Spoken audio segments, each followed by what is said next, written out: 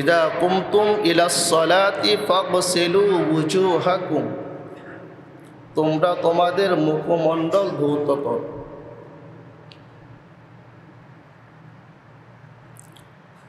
এবং উভয় হাতের কনুই সহ ধৌত করো। ওমসাহু বিরুউসিকুম, আর তোমরা তোমাদের মাথা মাসেহ করো। এবং টাকনু পর্যন্ত পা ধৌত করো। আর যদি তোমরা অপবিত্র হও, ওয়াইন কুনতুম জুনুবান ফাত্তাহহারু, অপবিত্র হলে ভালোভাবে পবিত্রতা অর্জন করো। ওয়াইন কুনতুম মারদা, যদি তোমরা অসুস্থ হও, আও আলা সাফারি, অথবা সফরে থাকো, অথবা তোমরা যদি পেশাব পায়খানা করে, অথবা তোমরা তোমাদের স্ত্রী সহবাস করো। ফালাম তাজিদু মা আন ফাতায়াম্মাম, এখন অসুস্থ, সফরের হালতে আছে, পেশাব পায়খানা করছে, স্ত্রী সহবাস করছে, এখন নামাজের সময় হয়ে গেছে, পানি নাই, কি করবে? আল্লাহ বলতেছেন ফাতায়াম্মামু সাঈদান তাইয়্যিবা, তোমরা পবিত্র মাটি দ্বারা তায়াম্মুম করো।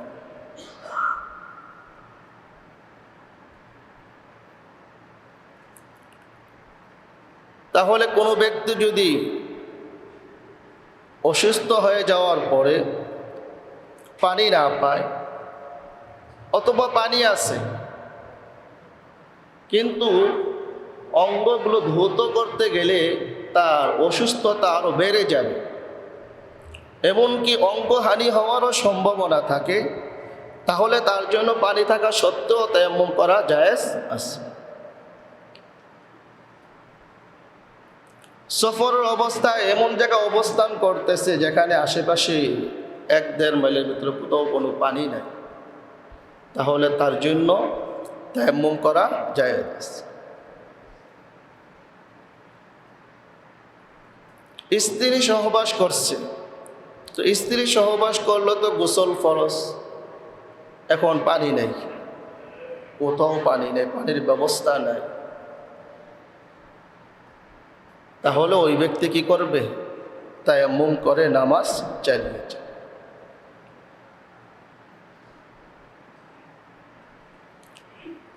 এক নম্বরে বলা হয়েছে ফাগসিলু ওয়ুজুহাকুম, তোমরা তোমাদের চেহারা ধৌত করো। চেহারা কতটুকু?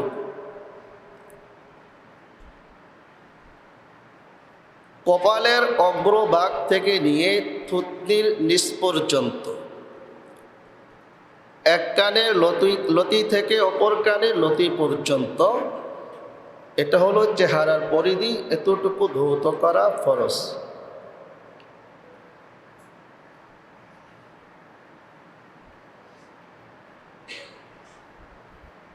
কয়বার ধৌত করবে?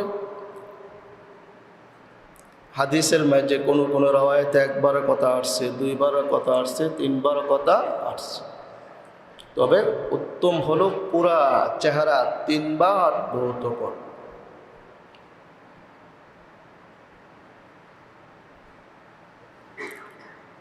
চেহারা ধৌত করতে গিয়ে অনেকে যাদের গালে দাড়ি আছে, যাদের পাতলা দাড়ি, তারা দাড়ির নিচে যে চামড়া আছে সেখানে পানি পৌঁছাতো, আর যাদের দাড়ি ঘন তারা শুধু চেহারার পরিধির ভিতরে যে দাড়িগুলো আছে এর চামড়ার নিচে পানি পৌঁছাবে, অন্য অন্য যে দাড়িগুলো আছে ওইগুলোর নিচে পানি পৌঁছানো জরুরি নয়। এখন ঘন দাড়ি আর পাতলা দাড়ি চেনার আলামত কি, কিভাবে চিনবে? সেটাও ফিকার কিতাবে উল্লেখ করা হয়েছে। যখন দাড়ির উপর দিক থেকে নজর দেওয়া হবে, লক্ষ্য করা হবে, তাকানো হবে, তাকাইলে দাড়ির নিচের যে চামড়া আছে, চামড়ার রং যে বোঝা যায়, যে সাদা না কালো যদি বোঝা যায় তাহলে বোঝা যাবে সেটা পাতলা দাড়ি। আর যদি বোঝা না যায় তাহলে বুঝতে হবে সেটা ঘন দাড়ি। ওই ঘন দাড়ি কী করতে হবে আপনার? ঘন দাড়ির নিচে পানি পৌঁছানো জরুরি না, চামড়ার নিচ অর্থাৎ দাড়ি যে আছে, দাড়ির যে আপনার নিচের অংশ মূলে পানি পৌঁছানো জরুরি নয়। আর পাতলা দাড়ি হলে পানি পৌঁছানো জরুরি।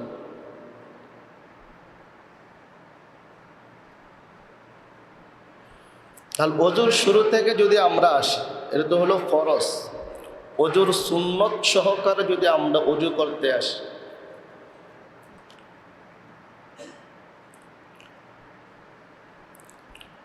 দোনো হাত কি করবো? কবজি সহকারে ধৌত করব। দোনো হাত কবজি পর্যন্ত ধৌত করব, ভালোভাবে কুলি করব, গড়গড়ার সহিত কী করব? কুলি করব। যদি রমজানের রোজা থাকে, রোজা অবস্থা হয়, রমজান অথবা অন্য কোনো রোজা হয়, তাহলে সেখানে গড়গড়া কুলি করা কোনো কি নেই, প্রয়োজন নেই, দরকার। স্বাভাবিক কুলি করলেই চল। নাকে পানি দিব। ইনতাসারা শব্দ বলা হয়েছে, মাজা বা ইনতাসারা শব্দ বলা হয়েছে। অস্তাংশাকা, পানি টেনে নেওয়া, নাক দ্বারা পানি টেনে নেওয়া, এটা হলো কি আপনার নাকে পানি দেওয়া। ঠিক আছে, হাতে পানি নিয়ে এভাবে টেনে নেওয়া, এটাকে বলা হয় কি? নাকে পানি দেওয়া, ইস্তেনশার। কিন্তু এভাবে করতে গেলে অনেক সময় নাকের অনেক ভিতরে পানি চলে যাবে, অনেক সমস্যা হবে। হ্যাঁ, মাথার ভিতরে পানি চলে যাবে, অনেক সমস্যা হবে। এই জন্য আমরা কি করে থাকি, স্বাভাবিকভাবে নাকে পানি দিয়ে আঙুল দিয়ে কী করি, ডান হাতে পানি দেব, আর নাক বাম হাতে কী করবো, নাক পরিষ্কার করব। ডান হাতে পানি দিয়ে বাম হাতে কী করবো, নাক পরিষ্কার করব, নাক ঝাড়ব। তাহলে কুলি করলাম, নাকে পানি দিলাম। এবার সমস্ত চেহারা কি করব, ধৌত করব। চেহারা ধৌত করতে গিয়ে অনেক লোক একবারে 3 বার 4 বারও ধুয়ে ফেলে।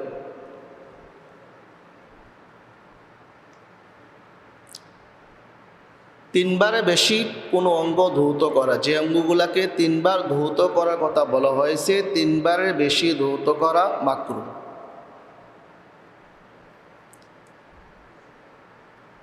আর এখন আমাদের যে সিস্টেম, প্রত্যেকটা মসজিদের মাঝে, শুধু আমাদের এই মসজিদ না, সব মসজিদগুলোর মাঝে যে ট্যাপে আমরা উজু করি, কলে আমরা উজু করি, কি পরিমাণ পানি যে আমাদের অপচয় হচ্ছে, কি পরিমাণ পানি যে আমাদের নষ্ট হচ্ছে।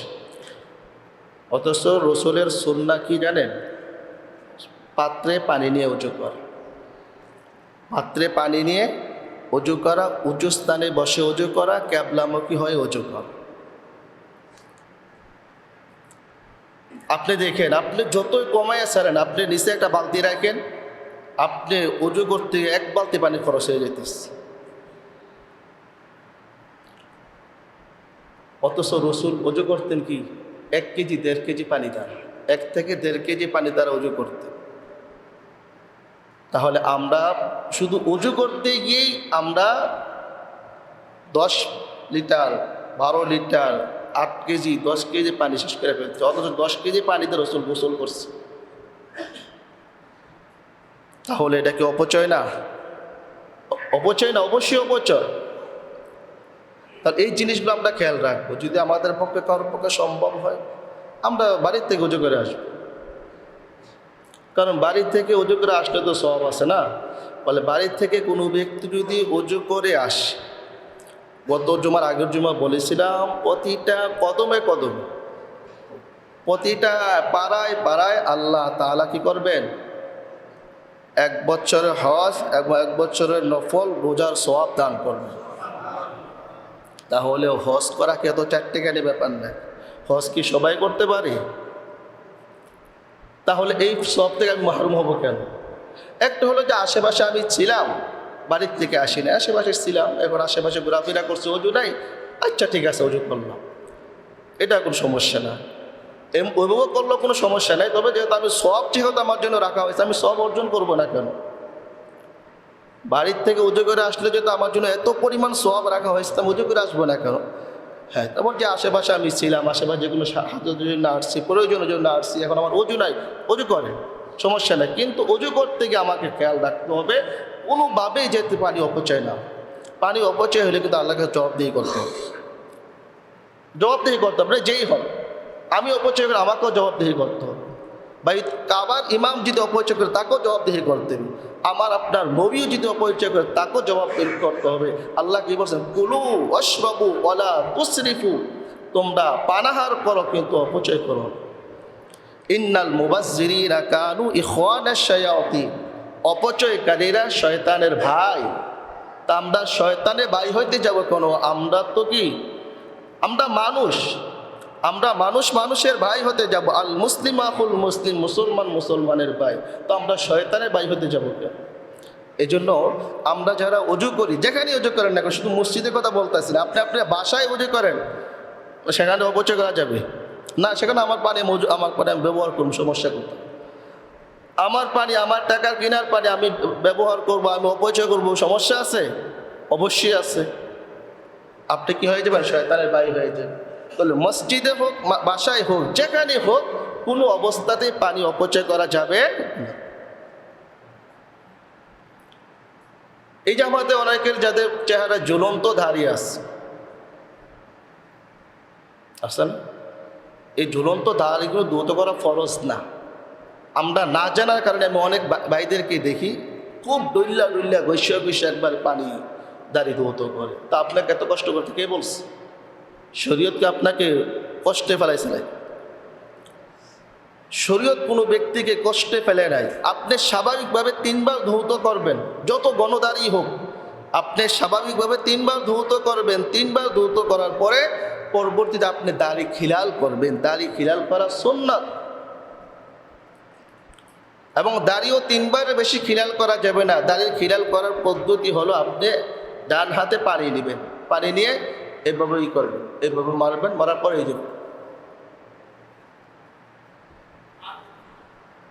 যে ঠিক আছে, এই খিলাল করলে বাস আপনার কি হয়ে যাবে? আপনার সুন্নত আদায় হয়ে যাবে। সুন্নত আদায় করার সব আপনি পেয়েছেন। এবার আসলে আমরা ডান হাত ধৌত করব, কারণ প্রত্যেকটা জিনিস রাসূল করিম সাল্লাল্লাহু আলাইহি সাল্লাম ডান দিক থেকে শুরু করতেন। হাত্তা তানাউলা ওয়া তারাজ্জুলা, হাদিসে আসছে এমনকি রাসূল স্যান্ডেল পরিধান করছেন কোন পা দিয়ে? আগে ডান পা দিয়ে পরিধান করছেন। ওয়া তারাজ্জুলা, মাথা আঁচড়াইতেন, মাথা আঁচড়াই, রাসূলের মাথায় তো বাবরি চুল ছিল, লম্বা লম্বা চুল ছিল, তো মাথা সিটি করতেন, আঁচড়াইতেন, সেটাও রাসূল ডান দিক থেকে আসতেন। তো প্রত্যেকটা কাজ যেহেতু ডান দিক থেকে, আমরা আগে ডান হাত ধৌত করব। তো ডান হাত ধৌত করতে গিয়ে ডান হাত কয়বার ধৌত করব? 3 বার ধৌত করব। কিভাবে ধৌত করব? কোন দিক থেকে ধৌত করা শুরু করব? এই দিক থেকে ধৌত করব শুরু করব, না এই দিক থেকে ধৌত করা শুরু করব? 2টা রাওয়ায়াত পাওয়া যায়। এক রাওয়ায়াত হলো এই দিক থেকে পানি ছাড়বো, এদিকে আসবে। আরেক রাওয়ায়াত হলো এই দিক থেকে পানি ছাড়বো, এদিকে আবার হাত বাঁকা করে রাখবো, এদিক দিয়ে পড়বে।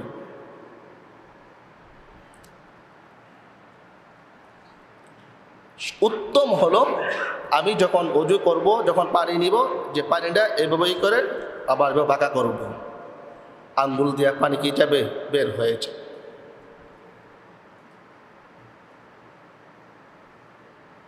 হাদিসের মাঝে আসছে আমরা যখন অজু করি, যখন চেহারা ধৌত করি, চোখ দ্বারা দেখার মাধ্যমে যত ধরনের অপরাধ হয়েছে, যত ধরনের গুনাহ হয়েছে, সমস্ত গুনাহগুলো পানির ফোঁটার সাথে অথবা সর্বশেষ ফোঁটার সাথে ঝরে পড়ে যায়। সুবহানাল্লাহ। ঠিক তদ্রূপভাবে আমরা যখন হাত ধৌত করি, হাত দ্বারা ধরে যেই সমস্ত অন্যায় কাজগুলা করেছি, যে সমস্ত অপরাধমূলক কাজ করেছি, আমাদের এই হাতের গুনাহগুলো আপনার কি যায়, হাত পানির ফোঁটার সাথে আও মা কাতরাতি আখিরিহি, অথবা সর্বশেষ ফোঁটার সাথে ঝরে পড়ে যায়। সুবহান। অন্য হাদিসের মধ্যে আও মিন তাহতি আসবারিহি, হাতের যে নখ আছে নখের নিচ দিয়ে ঝরে পড়ে যায়। সুবহান। তাহলে এখানে যে দুই রাওয়ায়াতের কথা বললাম, দেখেন এভাবে আমরা যদি পালন করি, এভাবে হাত দ্বারা ধুতকেরা এভাবে করি, তাহলে আমার এটা করলে দোঁট একসাথে হয়ে যেতেছে, আর এইটা করলে একটা হচ্ছে, এটা হচ্ছে না। অর্থাৎ হাতের আঙ্গুল থেকে ধৌত করা উত্তম।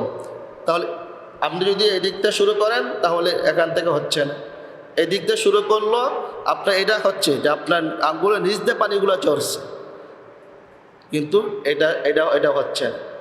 আর এই দিক দিয়ে শুরু করলে আপনার হাত বাঁকা করলে কি পানি ঝরে যাচ্ছে। বাম হাতের একই পদ্ধতি, একই অবস্থা। বাম হাত 3 বার ধৌত করবো। ধৌত করতে গিয়ে অনেকে আছে, অনেকে আপনার টাইট পাঞ্জাবি ওঠে না, এই দিকে উপরের দিকে ওঠে না, পড়ে না। আবার অনেকে আছে কোনো শতু।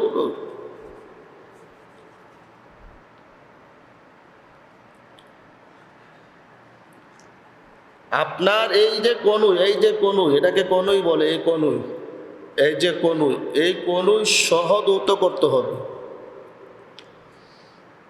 কনুই সহ ধৌত করতে হবে। পারলে আপনি একটু বেশি দুন, কোনো সমস্যা নাই। হাদিসের মধ্যে স্পষ্ট রাসূল কারীম সাল্লাল্লাহু আলাইহি সাল্লাম বলেছেন যে কাল কিয়ামতের ময়দানে রাসূল আমাদেরকে কিভাবে চিনবেন। আপনি রাসূলের উম্মত কিভাবে চিনবেন? হাসরের ময়দানে সমস্ত নবীদের উম্মতই থাকবে। 2 লক্ষ মতান্তরে 2,24,000 হোক বা 1,24,000 নবী হোক, তো প্রত্যেক নবীর উম্মত আছে।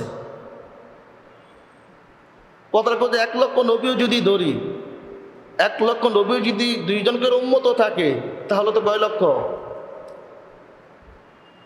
1 লক্ষ নবীর 2 লক্ষ যদি 2 জন করে উম্মত থাকে, তো কয় লক্ষ হইতেছে? 2 লক্ষ হইতেছে না?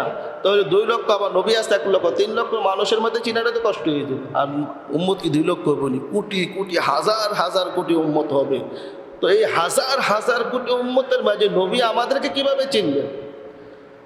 এই জন্য বলে গুররাম মুহাজ্জালিন। গুররাম মুহাজ্জালিন বলা হয় ওই উটকে, যে উটের কপাল এবং মুখ সাদা এবং পা সাদা হয়। তো গুররাম মুহাজ্জালিন শব্দের অর্থ হইছে রাসূলের উম্মত যারা তাদের অজুর অঙ্গ প্রত্যঙ্গগুলোকে ভালোভাবে ধৌত করবে। চেহারা ধৌত করার সময় ভালোভাবে চেহারা ধৌত করবে, হাত ধৌত করার সময় হাতকে ভালোভাবে ধৌত করবে, পা ধৌত করার সময় পাকে ভালোভাবে ধৌত করবে। কিয়ামতের ময়দানে অজুর এই অঙ্গগুলো ধপধপ করতে থাকবে, চকচক করতে থাকবে। আর রাসূল বেছে বেছে বলবেন, এটা আমার উম্মত, এটা আমার উম্মত, এটা আমার উম্মত, এটা আমার উম্মত। সুবহানাল্লাহ। এই জন্য রাসূল বলতেছেন, তোমাদের মধ্যে যে ব্যক্তি তার এই উজ্জ্বলতাকে বৃদ্ধি করতে চায়, ফালিয়াফআল, সে যেন বৃদ্ধি করে, অর্থাৎ সে যেন ভালোভাবে ওযু করে। তাহলে ওযুর ক্ষেত্রে হাদিসের মধ্যে আসছে, যদি সামান্য পরিমাণও আপনার আমার ওযুর ক্ষেত্রে একটা অঙ্গ শুকনা থাকে, আমার আপনার ওযু হবে না, বরং ওই জায়গার মাঝে ফুইলা বিহা কাযা ওয়া কাযা, রাসূল বলতেছেন ওই জায়গায় আপনাকে জাহান্নামের আগুন দ্বারা শাস্তি দেওয়া হবে।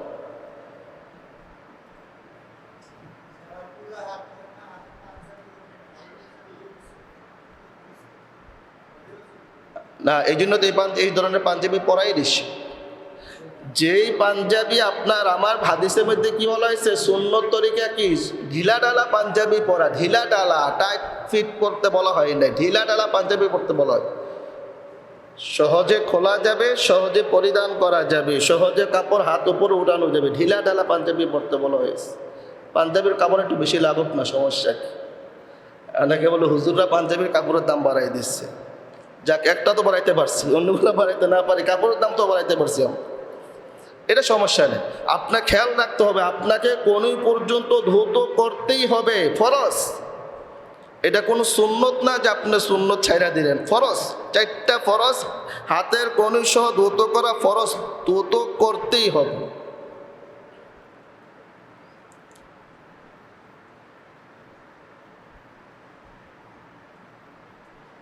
এবার আসেন দোনো হাতের আঙ্গুল খিলাল করা। আঙ্গুল খিলাল করতে হবে না? আঙ্গুল খিলাল না করলে ওযু হবে? আঙ্গুল খিলাল করা 2টা পদ্ধতি কথা বলা হয়েছে। 1 নম্বর পদ্ধতি, সহজ পদ্ধতির কথা এভাবে বলা হয়েছে, এই যে ভাবে আঙ্গুল খিলাল, দোনো হাতের আঙ্গুলে খিলাল করা সুন্নত এভাবে। আর উত্তম পদ্ধতি যেটা আমরা করে থাকি এবং সমস্ত মানুষরা করে থাকে বা ফকিরা করে থাকেন, উত্তম পদ্ধতি এই যে একবার আপনার চিপায় চাপায় কোনো ফাঁকি থাকবে না, মানে শুকনা থাকা কোনো সম্ভাবনা নেই। হাতটা টেনে আনবে ভিজে হাতটা, আর সম্ভাবনা থাকবে শুকনা থাকা, এই যে কোথাও কি থাকবে না, শুকনা থাকবে। তো আঙ্গুল খিলাল করলাম। এবার মাথা মাসেহ কর, মাথা মাসেহ কর। মাথার 4 ভাগের 1 ভাগ মাসেহ করা ফরজ, আর পুরা মাথা মাসেহ করা সুন্নত। 3 বার মাসেহ করা সুন্নত না। অনেকে মনে করে 3 বার মাসেহ করা সুন্নত। আমি তো অনেক সময় দেখি, আমি ইচ্ছা করে অনেকে দাঁড়াই থাকি, অন্যদিকে বাহানা দিয়ে দাঁড়ায় দেখি অনেকে মাথা মাসেহ করতে গিয়ে মাথা ধৌত করে ফেলে, ভিজাই ফেলে মাথা। মাথা মাসেহ করার 2টা পদ্ধতি বলছেন। 1 নম্বর প্রথম যে পদ্ধতি, এটা হলো আপনার দোনো হাতের পিঠ, পেট এবং আঙ্গুলের পেট পুরো একসাথে এভাবে শুরু থেকে নিয়ে একবারে চেপে ধরে পিছনের দিকে নিয়ে যাবে। পুরা দোনো হাতের আঙ্গুল, দোনো হাতের আপনার পেট এবং আঙ্গুলের পেটগুলো একবারে একসাথে লাগাই একবারে পিছনের দিকে নিয়ে যাবে। এই হলো 1 পদ্ধতি। আরেক পদ্ধতি যেটা আপনার এই যে প্রথম 3 আঙ্গুল, এই 3 আঙ্গুলকে মাথার কপালে রাখবে। এবার রাখার পর এবার পিছনের দিকে যাবে, 2 আঙ্গুল লাগাবে না, এই 2 আঙ্গুল উপরের দিকে, আমরা উপর দিকে উঠে রাখবে, যেভাবে এভাবে টেনে নিয়ে যাবে। তারপরে শেষ মুহূর্তে আপনার এই 2 আঙ্গুল বাকি আছে না, এই কানের সাথে এভাবে আসবে। এভাবে যাওয়ার পরে এভাবে আসবে। তাহলে এই 3 আঙ্গুল দ্বারা আমার এটা মাসে হয়ে গেল, আর এই 2 আঙ্গুল দ্বারা এই সাইডটা যেটা বাকি ছিল এটা মাসে হয়ে গেল, পুরা মাথা কি হয়ে গেল, মাসে হয়।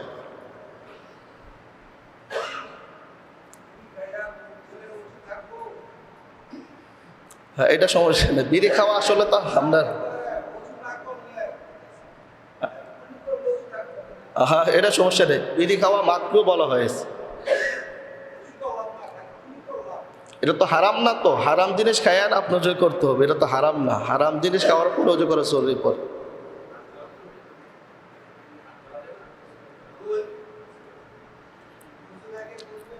জি, এগুলা এগুলা পরে, এগুলা পরে বলা হবে। শুনেন, ওই যে আমরা যে ওযু করার সময় অনেক সময় চেহারায় জোরে পানি মারি,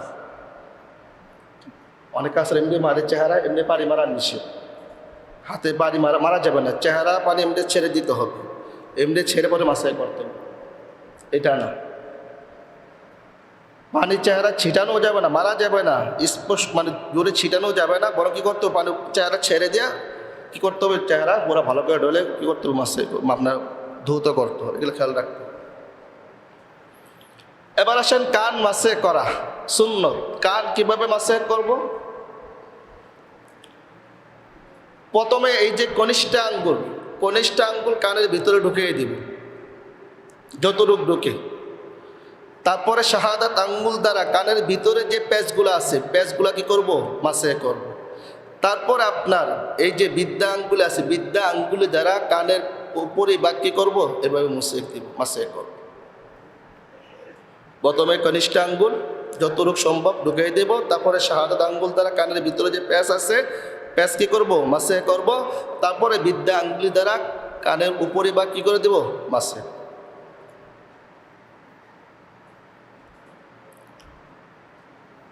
তারপরে গর্দান,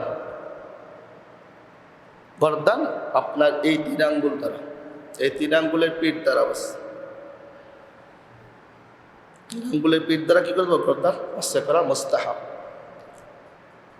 এবার আসেন পা, পাও হাতের নিয়মই আপনার কি করবেন?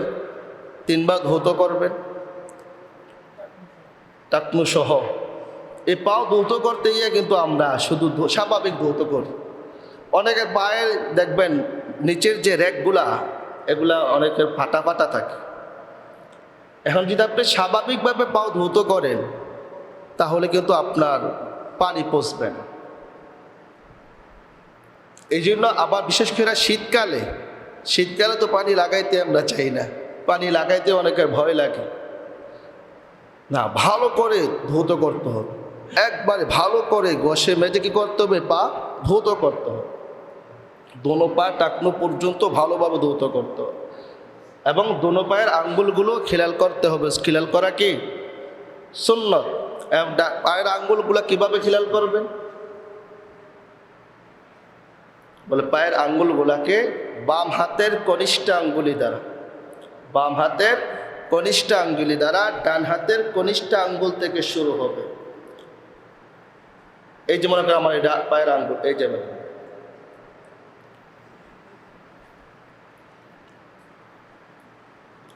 কথা বুঝেন নাই?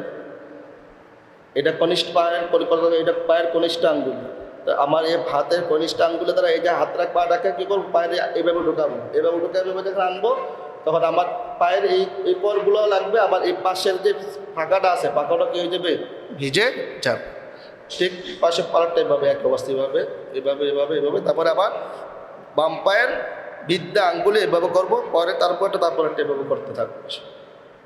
তাহলে এই হলো মোটামুটি আমাদের অজুর যে তরিকা, অজুর যে জি জি হ্যাঁ হ্যাঁ সব এই হাতে, এই আঙ্গুল দিয়ে না, বাম হাতের কনিষ্ঠ আঙ্গুল দ্বারা সবগুলা চল, মানে খিলালটা কিন্তু চলবে বাম হাতের কনিষ্ঠ আঙ্গুল দ্বারা চলবে।